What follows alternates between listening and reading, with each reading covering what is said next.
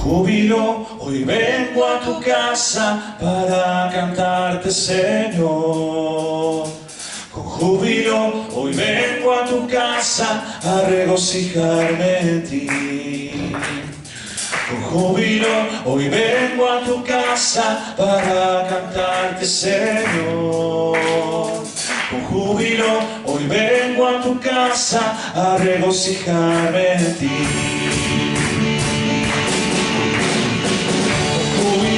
Hoy vengo a tu casa para cantarte, Señor. Con júbilo, hoy vengo a tu casa a regocijarme en ti. Con júbilo, hoy vengo a tu casa para cantarte, Señor. Con júbilo, hoy vengo a tu casa a regocijarme en ti. Bendito. Bendito sea tu nombre, Señor. Bendito sea tu nombre, Señor. Bendito sea tu nombre, Señor, por siempre. Júbilo, hoy vengo a tu casa para cantarte, Señor. Júbilo, hoy vengo a tu casa a regocijarme en ti. Júbilo. Hoy vengo a tu casa para cantarte, Señor. Júbilo, hoy vengo a tu casa a regocijarme en ti. Bendito, bendito sea tu nombre, Señor. Bendito sea tu nombre, Señor. Bendito sea tu nombre, Señor, por siempre. Alabo, alabo. Señor, alaba tu nombre, Señor, alaba tu nombre, Señor, por siempre.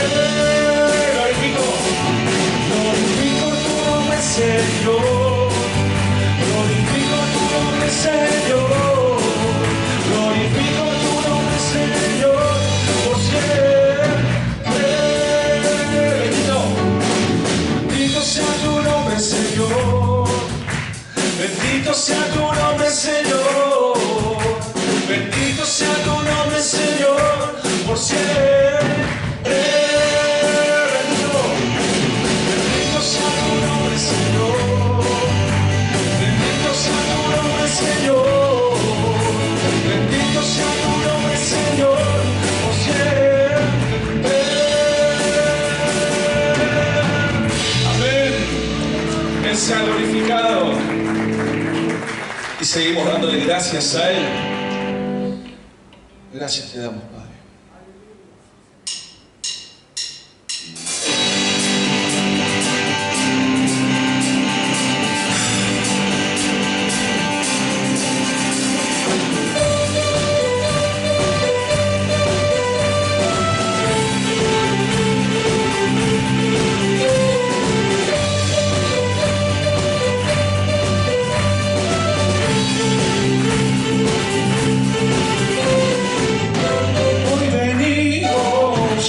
De júbilo y de gratitud proclamamos tu fidelidad y tu salvación. Hoy cantamos de tu gran bondad y infinito amor. Nos has dado plena libertad con tu redención. Tú y grandes son tus obras, queremos celebrar y darte las gracias, gracias Dios, por lo que has hecho y por lo que harás. Te damos gracias, gracias Dios. Santa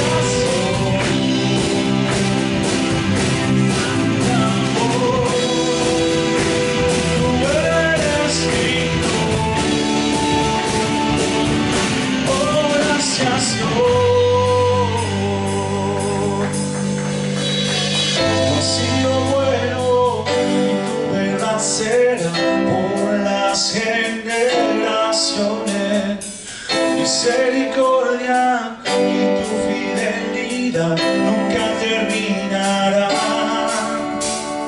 Tú has sido bueno y tu verdad será por las generaciones. Misericordia y tu fidelidad nunca terminará. Te damos gracias, gracias Dios, por lo que has hecho y por lo que harás. Te damos gracias,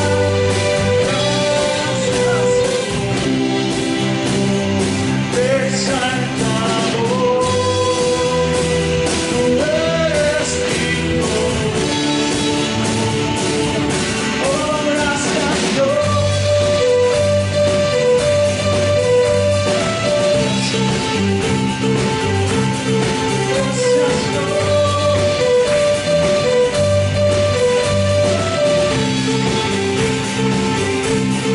Gracias Dios.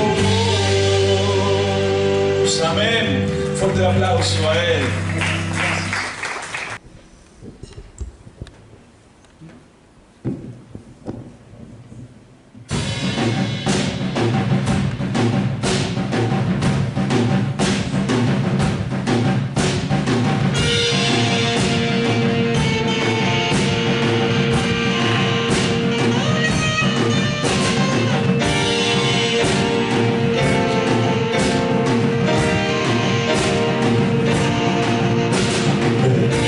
Glorificar a Dios, el Padre del Señor. En Cristo Él nos derramó su eterna bendición. Sin manchas puras en su luz nos destinó a ser sus hijos adoptados por la sangre de Jesús. Te daremos la gloria por tu gracia, bondad y amor. Te daremos la gloria, eres el Salvador. Glorificar a Dios, en Cristo gracia dar. Lavadas nuestras culpas son, tenemos redención. En esos llantos reveló su eterna voluntad. Que sea Cristo el Señor, su plan se cumplirá. Te daremos la gloria por tu gracia, bondad y amor. Te daremos la gloria, eres el Salvador. Te daremos la gloria por tu gracia, bondad y amor. Te daremos la gloria, eres el Salvador. Glorificar a Dios, creyentes del Señor, el sello de su Espíritu por fe tenemos yo. Él garantiza nuestra fe hasta el día final. Nos uniremos a alabar a nuestro Trino Dios. Te daremos la gloria por tu gracia, bondad y amor. Te daremos la gloria, eres el Salvador. Te daremos la gloria por tu gracia, bondad y amor. Te daremos la gloria, eres el Salvador. Te daremos la gloria por tu gracia. te daremos la gloria, eres el Salvador, te daremos la gloria, por tu gracia, bondad y amor, te daremos la gloria, eres el Salvador, te daremos la gloria, por tu gracia, bondad y amor, te daremos la gloria, eres el Salvador, te daremos la gloria, por tu gracia, bondad y amor, te daremos la gloria, eres el Salvador. Gracias, Señor. Gracias, Padre. Gloria a Dios. Antes de aprender a caminar solo, primero uno aprende a ponerse de pie solo. A eso se le llama afirmarse. Por lo general, los padres son los que enseñan a sus hijos a ponerse de pie y a caminar. No es nada fácil, si usted recuerda cuando era bebé, yo creo que no, pero no es nada fácil porque usted ve a otros bebés que le pasa lo mismo, ponerse de pie solo. No es nada fácil mantenerse en pie, derecho sobre sus pies. Es todo un aprendizaje para el bebé y que cuando lo logra está a unos quizás días de comenzar a caminar solo.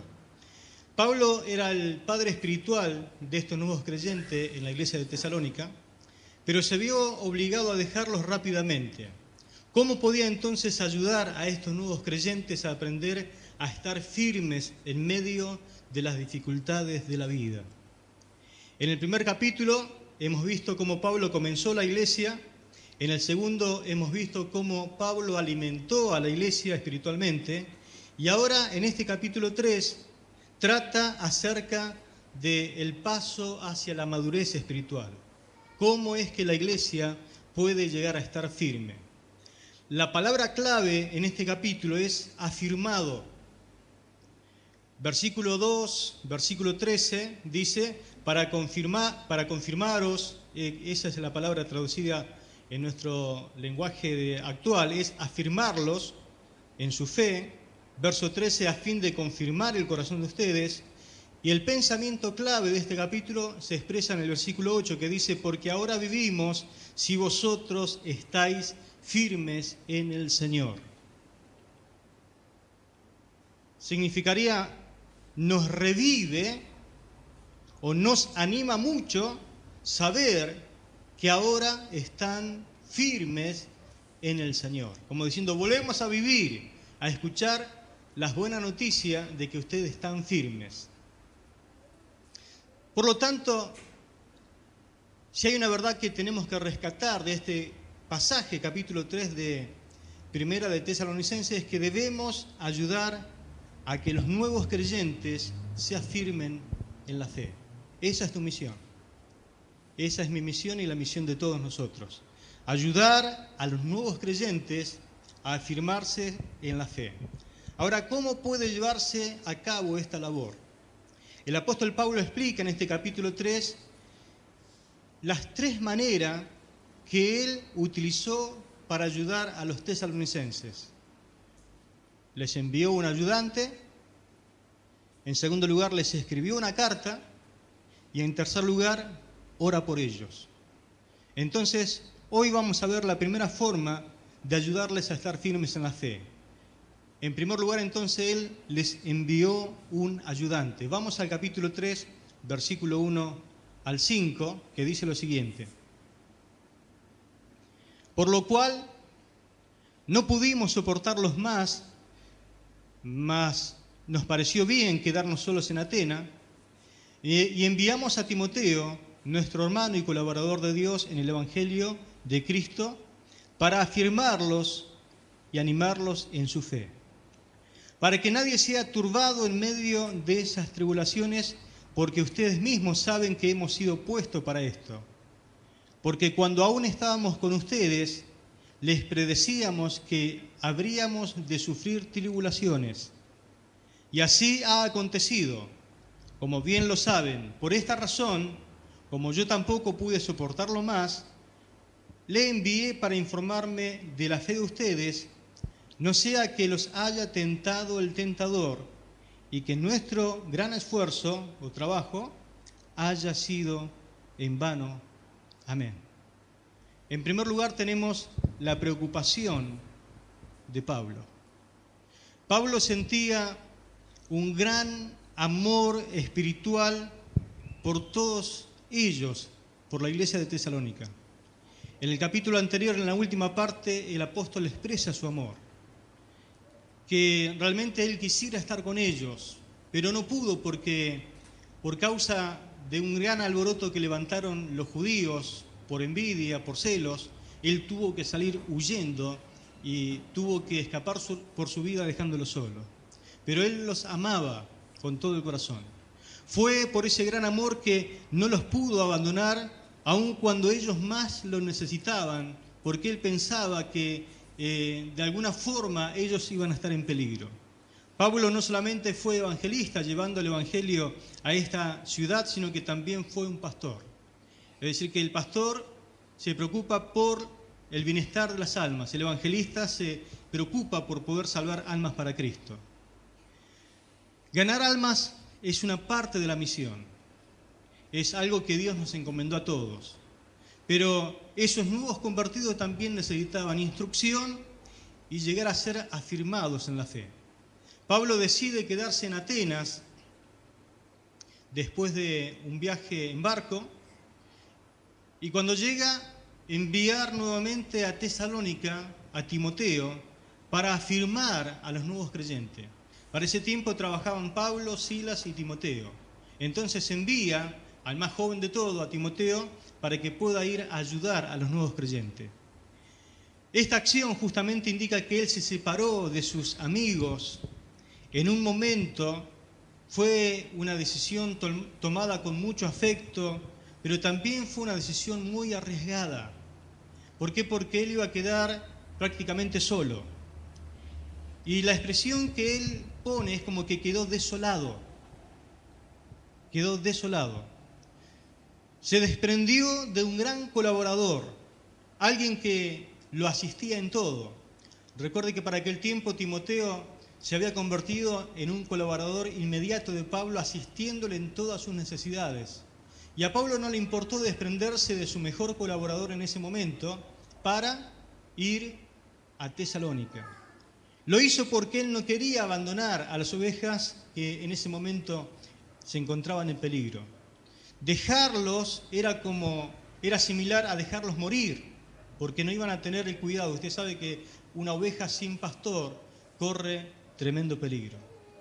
Los amaba tanto que estaba dispuesto a arriesgar su vida con tal de regresar a ellos.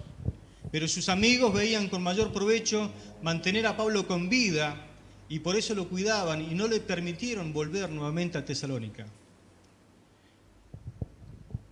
Pablo era un hombre que como pastor amó siempre al rebaño, a las iglesias que el Señor le permitió levantar, él entregó su corazón totalmente para con esas iglesias. Por ejemplo, a la iglesia de Filipos, él le llega a decir algo semejante: yo estoy dispuesto a no morir con tal de poder ayudarles y animarles un poco más. Por eso prefiero quedarme en vida y no partir a la presencia de Dios para poder ser de ayuda a ustedes. Leamos por favor el pasaje de Filipenses capítulo 1, versículo 22 al 26. Filipenses capítulo 1, verso 22 al 26, que dice así: palabra de Dios para todos.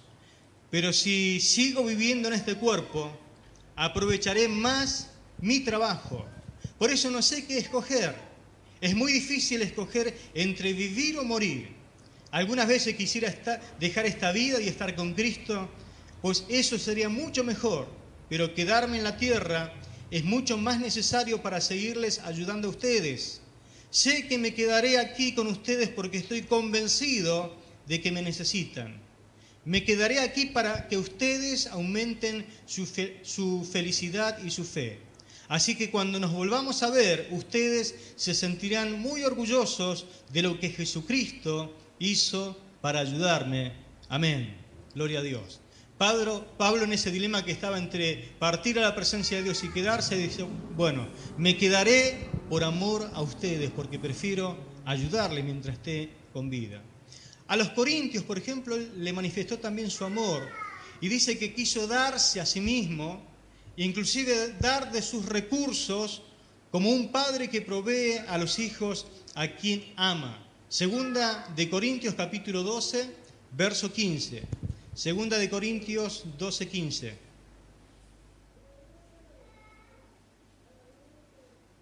Dice la palabra, y yo con el mayor placer gastaré lo mío, y aún yo mismo me gastaré del todo por amor de vuestras almas, aunque amándoos más, sea amado menos. Amén. En esa palabra se refleja todo el conflicto que estaba viviendo él interiormente con algunos de la iglesia de Corintio, ¿no? Que él se entregó totalmente a ellos y algunos dudaban de su apostolado. La pregunta en esta noche es, ¿qué tanto te preocupan los nuevos convertidos en la fe? ¿Qué tanto te preocupan los nuevos convertidos en la fe? Aquellos que Dios trae, aquellos que son salvados. A veces ni los nombres sabemos de ellos. No sabemos ni cómo orar por ellos. El que vino vestido con pullover azul. Porque no nos arrimamos, no nos hicimos un tiempito para charlar con ellos, para entablar una conversación, para saber cuáles son sus preocupaciones, por qué necesidad vino, quizás lo trajo algo urgente. ¿Hasta qué punto estás dispuesto a sacrificarte por ellos? Pablo lo tuvo, lo demostró, lo hizo. ¿Qué tan dispuesto estás a deponer tus derechos, muy lícitos por cierto, para tender una mano a los que están pasando un momento muy mal en sus vidas? Quizás tenga que levantarte muy temprano para asistirles o acostarte muy tarde para asistirle. Quizás tenga que dejar alguna siesta para poder asistir a algún necesitado. Pero ¿qué tan dispuesto estás a dejar quizás alguna necesidad que usted tenga para poder ayudar a algún necesitado? Alguien que te necesita y que vos tenés la palabra de fe, la palabra de ánimo que le puede tender una mano. En el pasaje que leímos también nos muestra otra cosa interesante, el carácter de Timoteo. El carácter de Timoteo. Escuchen, no todos los creyentes son capaces de animar a otros en la fe. Repito esta verdad que es muy importante. No todos los creyentes son capaces o tienen la capacidad de animar a otros creyentes. Lo ideal sería que todo creyente sea lo suficientemente maduro como para ayudar a otros creyentes a crecer espiritualmente y a tener convicciones firmes. Pero desafortunadamente algunos son como los que describe el escritor a los Hebreos en el capítulo 5, versículo 11 al 14. Hebreos capítulo 5, verso 11 al 14. Dice lo siguiente. Se lo voy a leer en la Nueva Biblia Viva, dice así. Quisiera decirles mucho más sobre este asunto, pero sé que como no quieren entender, me va a ser muy difícil explicarlo. Después de tanto tiempo, ya debían poder enseñar a otros. Sin embargo, hay necesidad de enseñarles de nuevo hasta los más sencillos principios de la palabra de Dios. Se han debilitado tanto que como niños tienen que tomar solo leche en vez de alimentos sólidos. Esto demuestra que todavía no saben diferenciar entre el bien y el mal. Todavía son ustedes como recién nacidos. En cambio, los alimentos sólidos son para quienes ya son maduros, para quienes ya están acostumbrados a juzgar y a distinguir entre lo que es bueno y lo que es malo. Amén. Fíjese el gran problema que tenía el escritor a los hebreos, que no le podía hablar con profundidad espiritual porque se habían hecho tan tercos al oír la palabra de Dios, tan duro, habían endurecido tanto el corazón que retrocedieron espiritualmente. Estos hermanos habían retrocedido tanto en su andar espiritual que se habían olvidado de las verdades básicas de la palabra de Dios. En vez de enseñar a otros, necesitaban ser enseñados de nuevo ellos. Espiritualmente estaban pasando, podríamos decir, por una segunda infancia. Y usted sabe que eso no puede ser. Se es niño una vez, pero espiritualmente estos hermanos retrocedieron y estaban viviendo una segunda infancia. Cuando abres el corazón a este tipo de creyentes, yo estoy seguro que sales desanimado, lastimado, defraudado al punto de no querer congregarte más.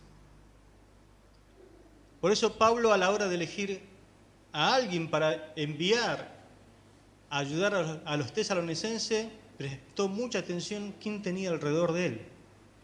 ¿Por qué envió a Timoteo? ¿Qué clase de persona es la que puede ayudar a los nuevos creyentes? Vamos al versículo 2. En primer lugar, debe ser una persona salva. Dice la palabra, nuestro hermano. Nuestro hermano. Pablo dijo de Timoteo que él era su hermano, hermano de ellos, nuestro hermano, Timoteo. Jamás podremos guiar a otro donde todavía nosotros no hemos llegado. Ni podemos compartir lo que no poseemos. ¿Se acuerdan las palabras de Pedro? Lo que tengo, te doy. Pablo había conducido a Timoteo a Cristo y él sabía perfectamente quién era Timoteo y de dónde Dios lo rescató. Dice en 1 de Timoteo capítulo 1, versículo 2, a Timoteo, mi verdadero hijo en la fe. Así que Pablo lo había engendrado espiritualmente y era un hermano verdadero. A la hora de poder ayudar a otros a crecer en la fe, ¿cuántos de ustedes quieren ayudar a otros a crecer en la fe? Bueno, lo primero que uno tiene que ser es verdadero hermano, convertido, hijo de Dios. Lo segundo, que Timoteo era un ministro. Filipenses 2:22. Él había servido fielmente a Pablo. Filipenses 2:22 dice la palabra lo siguiente: pero ya conocéis los méritos de él, hablando de Timoteo, que como hijo a padre ha servido conmigo en el Evangelio. Esa palabra servido viene de la palabra griega diácono. Por lo tanto, él sí sabía cómo ministrar a la iglesia. Porque ministro significa diácono. Y diácono significa siervo. Por lo tanto, tenemos en la persona de Timoteo alguien que sabía servir, alguien que sabía ministrar a otros, alguien que sabía ministrar a la iglesia, porque lo había visto con sus propios ojos, como lo hacía el apóstol Pablo. Timoteo, por lo tanto, no tenía miedo al trabajo, y esta es la persona candidata para ir a Tesalónica. A la hora de ministrar se requiere dedicación, se requiere de mucho trabajo para afirmar a los nuevos creyentes. Si hay un trabajo que muchos hermanos rehúsan hacer en la iglesia, es atender a los nuevos. Usted no va a ver muchos hermanos y hermanas queriendo desesperadamente atender a los nuevos convertidos. Es como cuando nace un bebé, ¿no? ¿Quién no está contento cuando nace un bebé en casa? ¿Qué decimos cuando nace un bebé? Es la alegría del hogar. Pero esa alegría se fuma, la alegría del hogar, cuando hay que atenderlo, cuando hay que darle de comer, cuando llora y no se sabe por qué llora, cuando hace su necesidad y hay que ir a cambiarlo, hay que cambiarle el pañal. ¿Cuántos se postulan rápidamente para ir a cambiar el pañal de un bebé? Se pelean para no ir. Dice, ya lo hice yo ayer y ahora te toca a vos, y empiezan a sacar cuenta antes de ir a cambiar rápidamente al bebé. Y el bebé, cuando lo van a cambiar, ya está todo paspado. Pero lo mismo pasa con el nuevo. Es lindo ver al nuevo llegar y entregarse al Señor, quebrantado por el perdón de sus pecados. Nos gozamos, nos alegramos, pero se pelean por no atender al nuevo después. No, vaya usted, mi hermano. No, ahora le corresponde a usted. A menudo tienen muchos problemas los nuevos convertidos y no crecen tan rápido como nosotros quisiéramos que crezcan. Por eso es que cuesta mucho la atención al nuevo. Por eso enseñarle requiere mucha paciencia, mucho amor. Y Pablo veía en Timoteo que él poseía estas cualidades. Por eso lo envía a Tesalónica. En tercer lugar, Timoteo, por lo que vemos, era un buen hombre que trabajaba bien en equipo.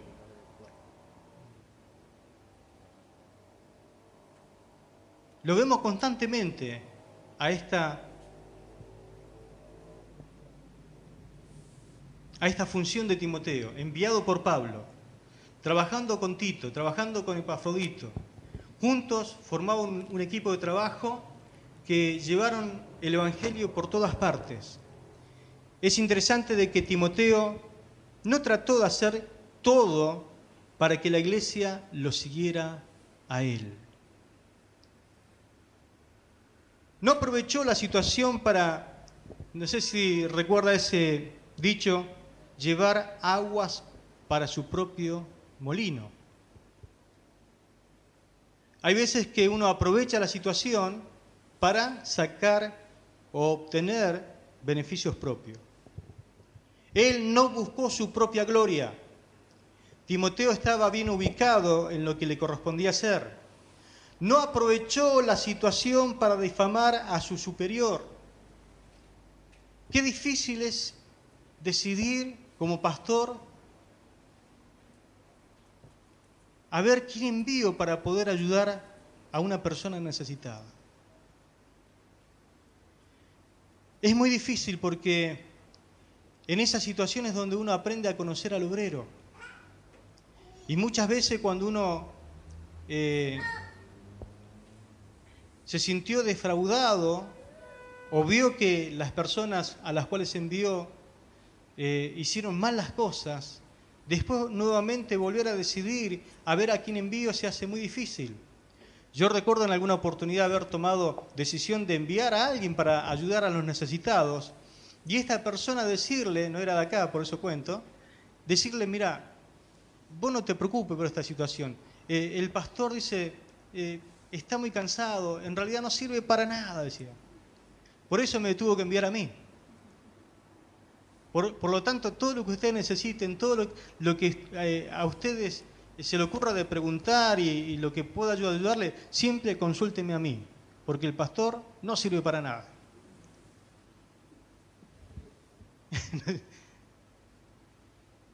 Bastante singular la situación, ¿no? El tema es que siempre llega al oído del pastor esas cosas. Siempre llega. Timoteo no buscó su propia gloria. No aprovechó la situación para difamar a su superior. No creó barreras interiores contra la autoridad establecida por Dios. No dividió. Porque lo peor que puede hacer un obrero en esas circunstancias es dividir. Mostró que tanto él como Pablo y como Silas eran del mismo equipo y que todos tiraban hacia el mismo objetivo. Siempre uno cuenta en su haber con malas experiencias acerca de la formación de obreros, pero que Dios nos siga dando confianza para poder ayudar al crecimiento de los obreros, porque la obra de Dios siempre se realiza en base a la confianza. Antes que colaborador de Pablo, es interesante que Timoteo también en la Biblia es nombrado como algo. Timoteo era colaborador de Dios. Es decir, que servimos a la iglesia, servimos al pastor, pero antes que todo esto servimos a Dios. Amén. Él era colaborador de Dios, es decir, que cargaba con la obra de Dios en su corazón. Es Dios quien obra esa obra maravillosa y a través de Él poder realizar su obra. Entender que separado de Dios no podemos hacer absolutamente nada. Y si algo hacemos es porque Dios nos cargó el corazón. Dice Filipenses 2.13 y 1 Corintios 3.9 lo siguiente. 1 Corintios 3.9. El primer pasaje, porque Dios es el que produce en ustedes tanto el querer como el hacer para cumplir su buena voluntad. Y el otro pasaje dice, porque nosotros somos colaboradores de Dios y ustedes son huerto de Dios, edificio de Dios. Amén. Pero además Timoteo, otra característica, le encantaba servir. ¿A cuántos de ustedes le encanta servir al Señor? La palabra nos indica que él obedeció a Pablo dejando Atenas para ir de vuelta a Tesalónica. Habían llegado e inmediatamente lo mandó de vuelta. Y no es fácil viajar, no era fácil viajar en aquel tiempo. Era todo un tiempo que tenía que perderse. Eran los viajes caminando, quizás arriba de un caballo, quizás embarcado de un lado para otro, con el peligro que era ir en una embarcación, los naufragios que ellos pasaron. Una cosa era viajar en verano, otra cosa en invierno, pero Timoteo enmudeció y obedeció a Pablo y fue de vuelta a Tesalónica. Dice la palabra que regresó nuevamente a Pablo, en esta oportunidad a Corinto, con noticias y buenas noticias acerca de la iglesia de Tesalónica. Con razón Pablo testifica de él diciendo lo siguiente. Filipenses 2.20 dice lo siguiente. Pues no tengo a nadie que se interese por ustedes con tanto ánimo y sinceridad. Fíjese lo que dice Pablo acerca de Timoteo. No tengo a nadie que se interese por ustedes con tanto ánimo y sinceridad. Qué hermoso es poder encontrar a un hermano o encontrar a una hermana que se interese por cómo le va a cierta obra en algún lugar. Porque Dios quizás le cargó el corazón. Dios le puso esa carga y hay un interés especial de cómo le está yendo a esa gente. La Nueva Traducción Viviente lo dice así: no cuento con nadie como Timoteo, quien se preocupa genuinamente por el bienestar de ustedes. Y Dios habla hoy, dice así: porque no tengo a ningún otro que comparta tanto mis propios sentimientos y que de veras se preocupe por el bienestar de ustedes. Gloria a Dios. ¿Alguna vez Dios te cargó el corazón con una familia? ¿Dios te cargó el corazón con algún anexo o con alguna clase de persona de alguna ciudad? Les cuento, yo cuando era joven salí a visitar las obras con mi pastor. El pastor predicaba y yo cantaba. Así que, como cantaba, me llevaba a todas partes como para hacer un equipo de trabajo. Se llevaba a veces 1 o 2 más personas. Pero siempre en ese Renault 12 viajábamos 4 personas. Íbamos a San Lorenzo, íbamos a San Nicolás, íbamos a Villa Constitución, íbamos para el anexo de Pérez, íbamos para Casilda, íbamos a San Lorenzo, íbamos a Rosario, recorriendo un montón de lugares donde a él se lo invitaba a predicar. No iba solo, iba con un grupo siempre de colaboradores. Y no sé por qué Dios me cargó el corazón con la ciudad de Casilda. Así que mi oración era que Dios pudiese bendecir a estos hermanos. Si yo le digo por qué, le diría que no sé por qué, pero siempre en nuestro corazón, en mi corazón, Dios puso una carga por Casilda. Y era una de las peticiones que teníamos en el cuaderno de oración con mi novia, que hoy es mi esposa, y oramos siempre por esa obra. Hasta que en un día, en un momento determinado, Dios me dijo que tenía que ir a pastorear en la ciudad de Casilda. Cuando me levanté de esa oración, no entendía nada, pero recuerdo que me golpearon la puerta donde yo estaba orando, que era en una cabaña. Cuando abro la puerta así, había un pastor que me dice: Ariel, me envió el ministerio de Rosario y yo no sé cómo lo vas a tomar, pero el ministerio de Rosario confió en tu persona para que te hagas cargo de pastorear la ciudad de Casilda. Así de rápido fue. Y yo le dije: amén, le digo. Voy porque el Señor recién me lo acaba de decir.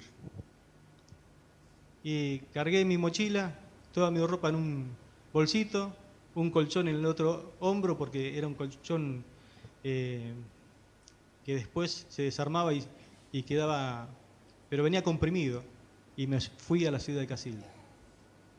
Gloria a Dios. Gloria a Dios. Dios es el que produce el querer como el hacer. Dios te da la fuerza para hacerlo. Dios te carga el corazón. Y ahí estuve 11 años pastoreando en esa ciudad. Pero aquí encontramos un principio fundamental para la afirmación del nuevo creyente, porque de eso estamos hablando. Nunca se podría hacer solo esta obra. Un nuevo creyente nunca se puede afirmar solo. Y yo le voy a decir por qué. Porque no es voluntad de Dios que el nuevo creyente se afirme solo. Siempre necesitará de alguien para ayudarle en el proceso. ¿Por qué? Porque la Biblia, tanto en Romanos como en 1 Corintios, habla de que nosotros somos un cuerpo. Y nunca una parte del cuerpo crece sola, aislada del cuerpo, sino que crece en el cuerpo juntos. Si usted está aquí presente es porque alguien se tomó el cuidado y el tiempo con tu vida para que en algún momento pueda crecer espiritualmente. ¿Puede tu pastor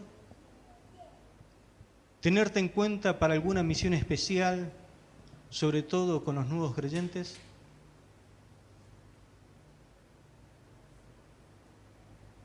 ¿Puede Dios contar contigo como su colaborador? ¿Te encuentras capacitado para animar y afirmar al nuevo en la fe? ¿Se puede pensar de ti como un hermano que siempre se interesa por el bienestar de los demás y que siempre está de buen ánimo para servir en lo que se pueda y que tu interés realmente es genuino por los demás, como quizás lo es el interés de tu pastor? Es decir, mandarlo al pastor y mandarlo a él es lo mismo. Es lo mismo, porque piensan igual, responderían igual, tienen el mismo sentir, el mismo ánimo. ¿Puede tu pastor decir de ti, como dijo Pablo de Timoteo, él comparte mi sentimiento y siempre está disponible para lo que sea?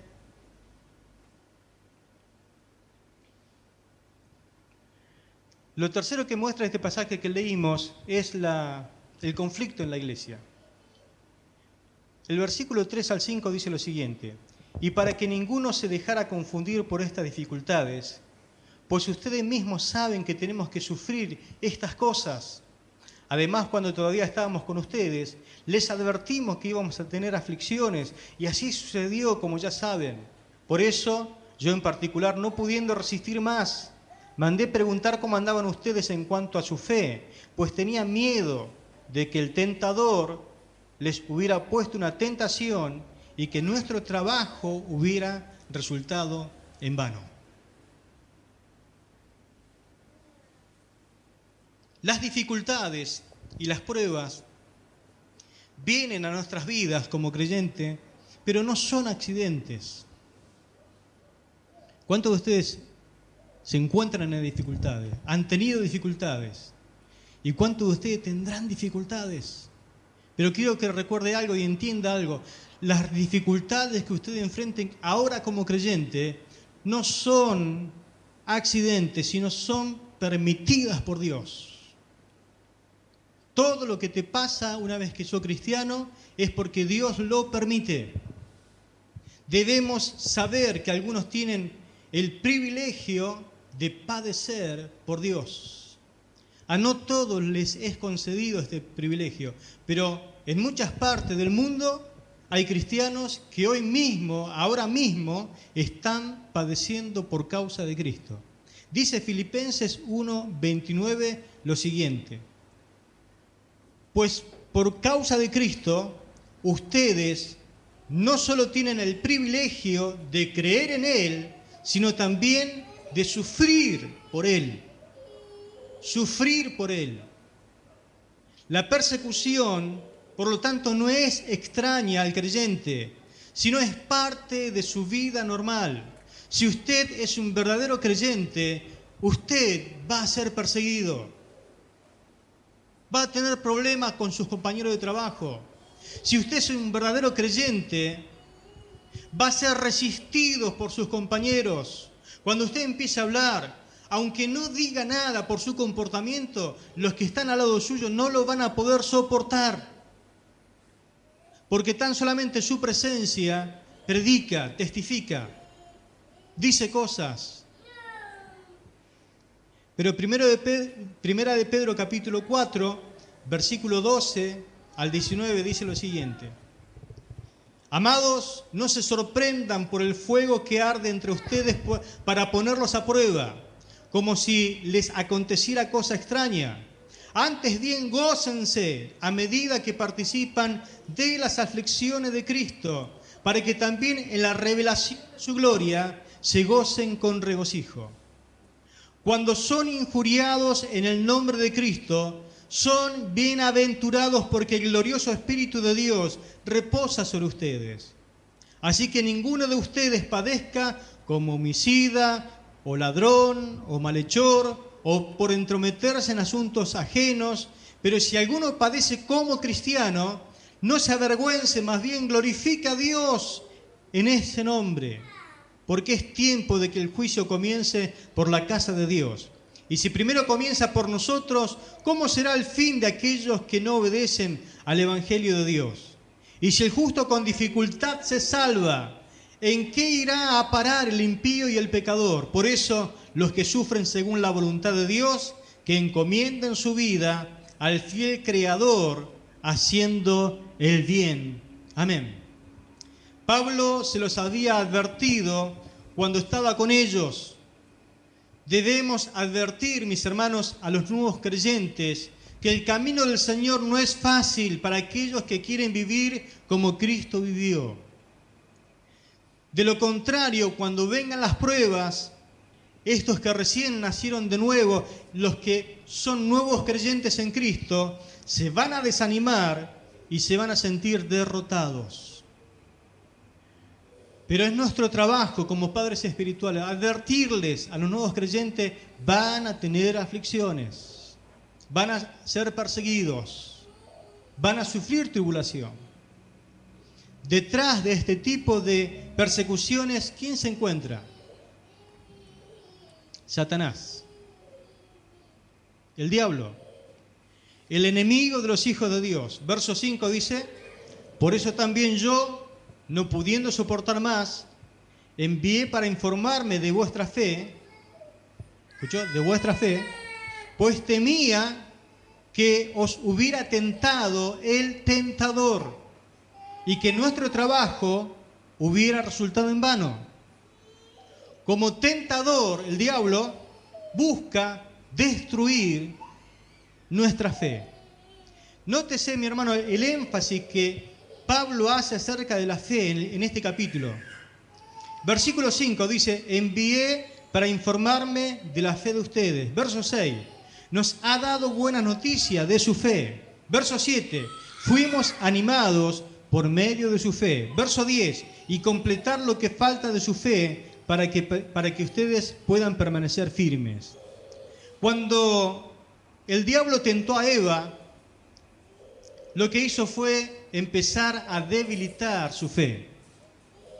Socavó su confianza en Dios. Génesis 3.1 dice, entonces la serpiente, que era el más astuto de todos los animales del campo que el Señor Dios había hecho, dijo a la mujer, ¿de veras Dios ha dicho no coman de ningún árbol del jardín? Le comenzó a sembrar la duda, a socavar la confianza en Dios. Pero el diablo no solamente trabaja de esta forma, como león rugiente está al acecho de los nuevos creyentes, y la Biblia nos dice que debemos resistirles firmes en la fe. Primera de Pedro 5, 8, 9 dice, sed sobrios y velad, porque vuestro adversario el diablo, como león rugiente, anda alrededor buscando a quien devorar, al cual resistir firmes en la fe, sabiendo que los mismos padecimientos se van cumpliendo en vuestros hermanos en todo el mundo. Amén. Gloria a Dios. Como león devora. Verso 8 dice, sean sobrios y velen, su adversario el diablo, como león rugiente, anda alrededor buscando a quien devorar. Es decir, que el diablo no juega a ser diablo. El diablo, su misión es devorarte como un león, y usará cualquier medio para poder atacar al creyente y sobre todo para poder debilitar su fe, su confianza en Dios. Pero no solamente es como un león, es como una serpiente que engaña. Segunda de Corintios 11, 3 dice lo siguiente, pero temo que como la serpiente con su astucia engañó a Eva, vuestros sentidos sean de alguna manera extraviados de la sincera fidelidad a Cristo. Amén. Como serpiente siempre tratará de engañarte. Ahora en el verso 3, Pablo utiliza una palabra muy interesante y es la palabra inquiete. Temo, estoy calculando de que Satanás los inquiete. Y es muy interesante esta palabra. Literalmente significa mover el rabo. ¿Vio cuando usted se acerca a una casa y aparece un perrito y empieza a mover el rabo, ¿no? ¿Qué quiere hacer? Ganarse tu confianza. Comprarte. La idea de mover el rabo, la palabra inquiete, significa adular. Adular. Entonces la idea es que Satanás a menudo lisonjea al creyente con el fin de llevarlo por mal camino. Le dijo a Eva, por ejemplo, que sería como Dios. Y ella cayó en su trampa por causa de su adulación. Es decir, le llamó la atención de Eva, la aduló y ella cayó. Cayó, pero por causa de su adulación. Hace poco leí algo muy interesante que lo edité para que le sea más fácil entenderlo a usted. Dice, Satanás es más peligroso cuando te adula que cuando te ruge. Satanás es más peligroso cuando te adula que cuando te ruge. Claro, cuando te ruge te asustás y salís disparando, ¿no? Pero cuando te adula, ¿cómo te gusta que te endulcen el oído, no? No importa si es Satanás o quien sea, pero me encanta que me hablen lindo acerca de mí. Y eso es lo que hace el diablo, es una estrategia de él. Hay veces que te dice, pero tú te mereces más que esto.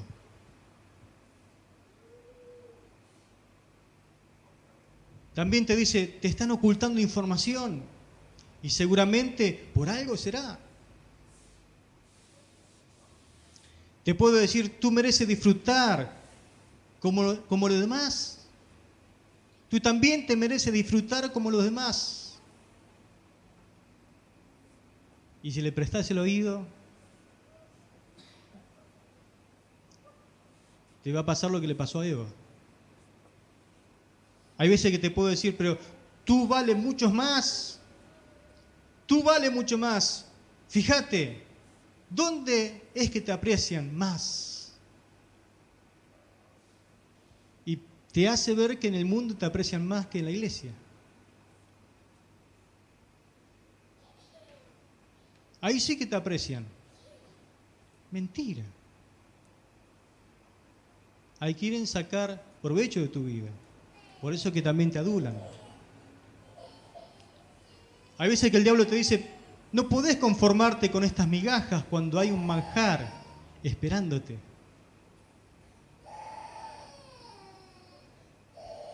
Hay veces que te dice, tú no puedes amargarte tanto siendo joven.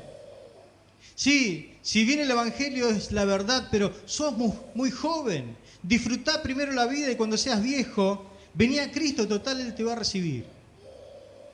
Esa es la palabra favorita del diablo, ¿no? Como si la vida del creyente fuera triste, ¿no? O desabrida. La vida en Cristo es una aventura con Él cada día. ¿Cuánto puedo decir amén a esto? Con Cristo se vive de verdad. Sin Cristo, yo le aseguro que se sobrevive nomás. Así que nunca se desprenda de Cristo. A Eva le dijo, serás como Dios. Serás como Dios. ¿Sabe que hoy hay un evangelio que anda diciendo que seremos como Dios? Por la duda no lo escuche, ¿no? Serás como Dios. Eso te dará un conocimiento que antes no tenías. Son todas adulaciones que usa el diablo, ¿no? Esta es la favorita de él. Dice, ¿y cómo sabrás si es malo si nunca lo probaste? ¿Y cómo sabrás que es malo si nunca lo probaste? Pero recuerda que desobedecer es pecado. Y el pecado trajo como consecuencia la muerte espiritual. Y la muerte espiritual trajo la muerte física. Y la muerte física trae la muerte eterna. Así que siempre es mejor obedecer a Dios. El diablo le dijo a Eva, no morirás. ¿Cuántos saben que el diablo es padre de mentira? No morirás, le dijo. Pero hay veces que te va a decir, bueno, si vas a morir, por lo menos morir disfrutando, te dice el diablo. Te endulza el oído, ¿no? Tomar malas decisiones está mal. Hacer lo correcto está bien. Hacer lo incorrecto está mal. Creyó la mentira del diablo y no la verdad de Dios. Un Dios que no miente. Dios es veraz. Terminó muriendo cuando el plan original de Dios no era que ellos murieran. Amén. La tarea de Timoteo era la de afirmar a estos creyentes y alentarlos en la fe. Mi hermano, es la fe en Dios la que te mantiene firme cuando el enemigo te ataca. Sin fe estás derrotado. Sin fe es imposible agradar a Dios. El apóstol Juan lo dijo de esta forma en su epístola, en 1 de Juan 5:4. Dice, porque todo lo que ha nacido de Dios vence el mundo. Y esta es la victoria que ha vencido al mundo, nuestra fe. Gloria a Dios. Por lo tanto, no te dejes engañar por la mala fama que le han inventado al tema del sufrimiento. Pablo sabía que la iglesia en Tesalónica iba a tener una serie de sufrimientos, de aflicciones. Usted sabe que va a sufrir. Usted sabe que va a tener aflicción, pero quiero que entienda algo. No se deje engañar por la mala fama que le han inventado al tema del sufrimiento. no le esquiva el sufrimiento, no se eche atrás cuando le toque sufrir, no tire la fe por la borda cuando venga el sufrimiento a su vida, por favor. El creyente se afirma en la fe cuando le toca sufrir. Cuando sufre, el creyente se afirma en su fe. Lo dice Romanos capítulo 5, versículo 3 al 5. Dice lo siguiente, se lo voy a leer en La Diosa Habla Hoy. Y no solo esto, sino que también nos gloriamos de los sufrimientos, porque sabemos que el sufrimiento nos da firmeza para soportar. Y esta firmeza nos permite salir aprobados. Y al salir aprobados nos llena de esperanza. Y esta esperanza no nos defrauda porque Dios nos ha llenado con su amor, nuestro corazón por medio del Espíritu Santo que nos ha dado. Amén, gloria a Dios. Así que como un árbol profundiza sus raíces en época de invierno, cuando usted lo ve parece que está muerto el árbol, pero no es así, sino que está profundizando sus raíces. El creyente en pleno sufrimiento profundiza su relación con Dios. Escuche, cuando el creyente sufre, ora mucho más. Cuando el creyente sufre, busca la palabra con profundo anhelo. Depende mucho más de la guía del Espíritu Santo de Dios. Se mantiene en santidad y no peca. Camina con más cuidado tratando de hacer siempre la voluntad del Señor. Siente mucho más de cerca al cuarto hombre que estuvo con los 3 amigos en el horno de fuego ardiente. Gloria a Dios. Por lo tanto, no le esquive al sufrimiento. Finalmente termina siendo usado de una manera competente por Dios. Por lo que dice 2 de Corintios capítulo 1, verso 4. Quien nos consuela en todas nuestras tribulaciones, de esta manera con la consolación con que nosotros mismos somos consolados por Dios, también nosotros podemos consolar a los que están en cualquier tribulación. Gloria a Dios, porque sufrís y pasás por el sufrimiento y Dios te acompaña, después sos la persona capacitada por Dios para ayudar a los que están sufriendo. Amén. No sé si alguna vez se preguntó, ¿y por qué me toca pasar a mí esto? Y cuando Dios te está usando, viene el recuerdo, ¿no? Por esto me pasó aquello. Y la persona dice, usted tiene la palabra justa y adecuada. Claro, porque usted pasó quizás por una situación muy similar. ¿Te preocupa verdaderamente afirmar la fe de los nuevos creyentes? Dios te quiere usar, mi hermano.